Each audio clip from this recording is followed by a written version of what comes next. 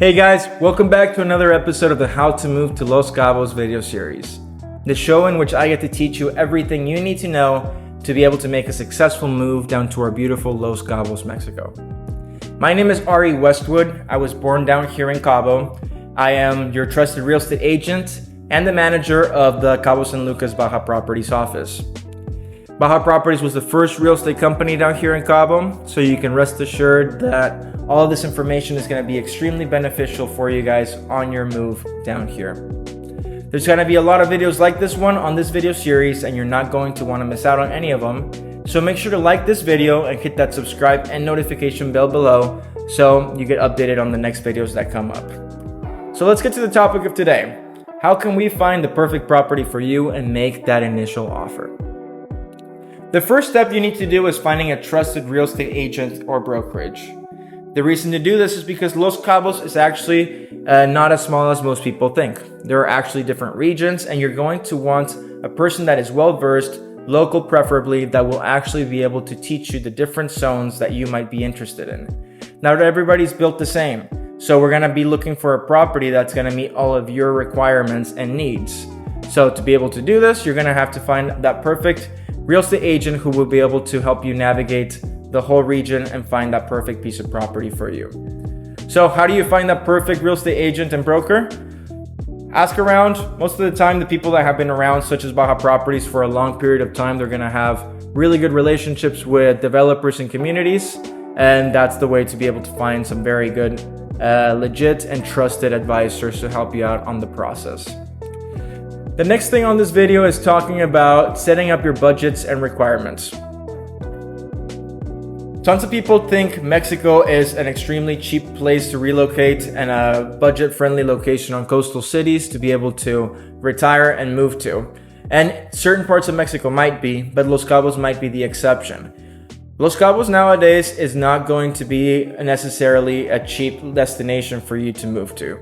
Nowadays, it can be comparable to a lot of cities in the United States as far as day-to-day prices go, and particularly in real estate prices close to the beach. So you need to keep this into consideration when you're looking at properties down here. You get what you paid for. So when you're setting up your budget, one thing that's also very important to do is that once you have that offer price that you're willing to pay for something, you're going to want to add about 5% extra to that to account for the closing costs that are going to be down here. As I mentioned in a previous video, the closing costs down here can be a little bit on the higher end. Usually you're going to be looking anywhere from 3 to 6% of the final offer price. So a safe rule of thumb is that whatever you're willing to pay for a piece of property, your final purchase price, add an extra 5%, and that will be about the price of the total property now that you have your closing costs included. You're going to want to be able to tell your real estate agent your requirements. As I mentioned, Cabo is a little bit bigger than most people think. So you need to tell them, hey, I really want a 2-bedroom condo or a 3-bedroom home, or I want to be inside of a community that has a community pool, or I really want my own personal private pool, or I want to be inside of a golf community. You know, all these little things will help us be able to find those properties that we will be able to show you on our tour. Because since I mentioned that Cabo is not as small as you might think, on a good tour day, you might actually get to see about 5 properties. So we want those 5 properties to be the ones that will be the most likely that you will want to be able to move to in the future. We don't want to waste your time. So that's the first step, finding the trusted real estate agent. And the second step is setting up realistic budgets and requirements and expressing them out to your real estate agent so he can start looking for properties for you. The third thing is going to be to set up tours. One thing that might be different from the market up in the United States or in Canada to Cabo is that whenever you decide you want to go look at a property, your buying agent that is representing you is going to have to call the listing agent and set up an appointment so we can both get to the property at the same time, see the actual property with you. The listing agent needs to be there to open up the property. And in many cases, if you're looking at particular properties that are renting very well down here in Los Cabos, since rental property business is such a popular thing to do down here, if you are planning a tour last minute and you're hoping to get to see all the properties that you want to see, you might not be able to do it because a lot of these properties are rented. So I really recommend that if you're planning on investing in real estate down here in Los Cabos and you're making a trip down here to see some property, let your agent know with time, maybe a couple of days in advance, what properties you want to see, so he can actually start setting up the tour for you guys and you guys can see all the properties that you want to see. So once you get this done, your buying agent is going to be able to set up the tour for you guys. A good one's going to pick you up at your resort. You're going to go see about 4 or 5 properties during the day. And then you're probably going to sit down and start talking about what an offer looks like down here. The good thing is that an offer doesn't look significantly different from an offer in the United States or in Canada. It's just shorter than you would expect. So on this episode, I'm actually going to go ahead and give you an overview of all the individual steps that go into an offer. There's 14 steps, they're not complicated, and I'm just gonna go ahead and go and tell them to you one by one. Starting with the purchase price. The purchase price is gonna be the final offer price that you're gonna be offering to the seller. The listing price, just like in the US and in Canada, it can be a very good conversation starter. That's what the sellers want for their property. But everything's negotiable. You can show up and you can actually offer whatever you want. Being reasonable, you might actually get what you want. But the purchase price is going to be the offer that you're going to be making to that seller. Important to notice again that whatever you offer, you're going to have to add 5% to include the closing costs. So the purchase price is just what the seller is going to be receiving. The second clause on your offer is going to be the initial deposit. On the initial deposit is going to be basically what it stands for. It's going to be that first amount that's going to go into the escrow account to be able to take that property out of the market. Once that initial deposit is into the escrow account, well structured in the contract, that property is no longer going to be able to be toured by other agents and other potential buyers. It's locked down and the purchase process has begun. Usually an agent is going to try to represent you, is going to try and get that initial deposit to be the lowest as possible, just so you don't have to put that much money up front. But you can expect that down here on the market, a rule of thumb is usually going to be 10% of the value of the purchase offer. So to keep the number simple, if you made a $1 million purchase offer, that initial deposit is going to be $100,000. That's to get the property out of the market and the process going. The third clause on your purchase offer is going to be the escrow agreement. This part basically explains that down here in Los Cabos, one of the rules of the MLS for everybody that's part of the multiple listing service that we're all a part of is that all of our transactions need to go through escrow. Escrow is to keep everybody nice and happy during the transaction. It keeps everybody safe and the transaction going smoothly. Your real estate agent is going to recommend what are some of the best escrow companies that we'd like to work with. But as buyers, you need to know that you have the final say on who is going to be your escrow company and who are going to be your closing attorneys.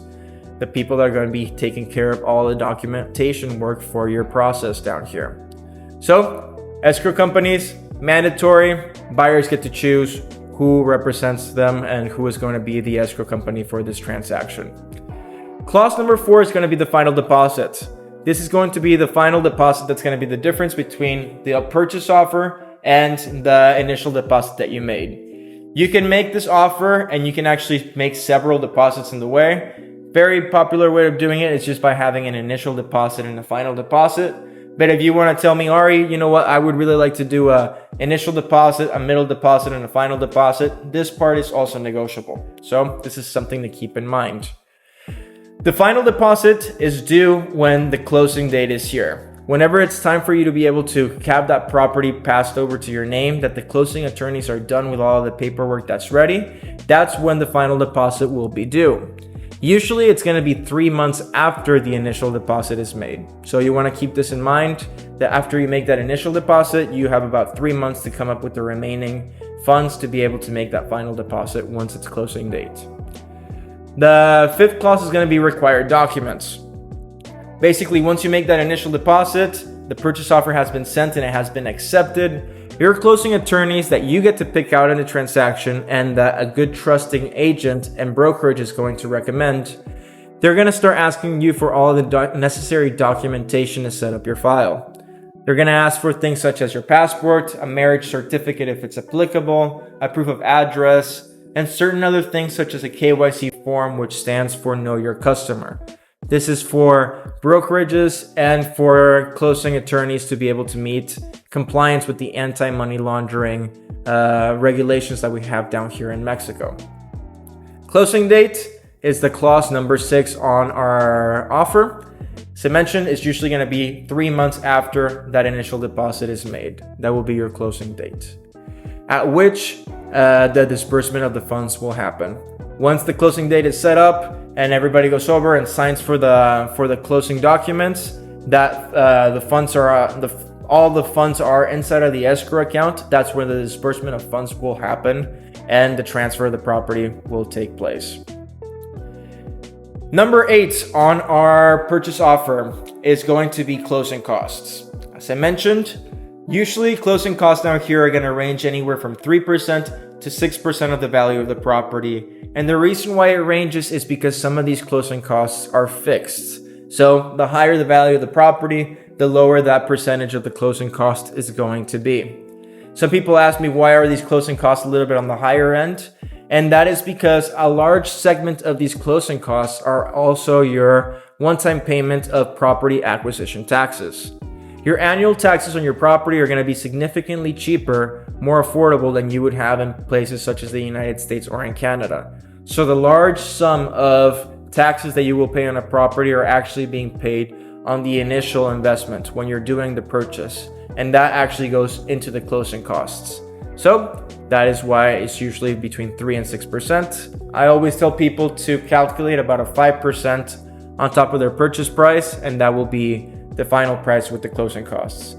Either way, once you make that initial offer and you make that initial deposit into the escrow account, your real estate agent is going to get in touch with your closing attorneys and get you the estimated closing costs so you can be very well aware of what the final price is going to be. Clause number 9 on the purchase offer is going to be seller obligations. Down here in Mexico, the seller obligations are going to be, they're going to be responsible for paying their capital, the taxes on their capital gains. They're going to be responsible in paying the real estate agents involved on their transaction for the buying and the selling side. And basically, sellers need to make sure that everything is ready to be able to transfer that property. So if they have any liens or mortgages on that property, they need to make sure that everything is ready to go so that property can be easily transferred when closing date comes. These are the seller obligations during a transaction.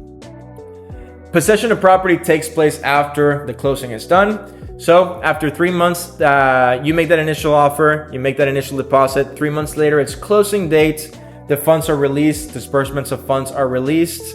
That's when you actually take possession of your property. The property is now officially yours and you can move in. Clause number 11 on your purchase offer is going to be conditions and contingencies. This is where we basically have some room to negotiate with the sellers on things such as, you know what? I really like the property, but I'm going to need 10 days to do some due diligence on the property. Due diligence is not granted to everybody. And in particular properties in which there's a lot of movement, maybe that hidden gem just popped into the market and tons of people are looking at this property, you might not get that due diligence period. But a good agent is going to be able to help you negotiate to be able to get that due diligence period in case you want to get an inspector in there and start reviewing some of the items on the property before actually settling down on the investment.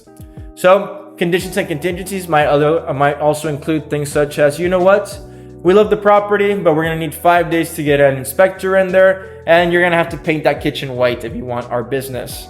This is where you get to basically say a couple of things that are a little bit more negotiable. So just like in the US or in Canada, you get to set your conditions and contingencies, and hopefully they will be accepted by the sellers.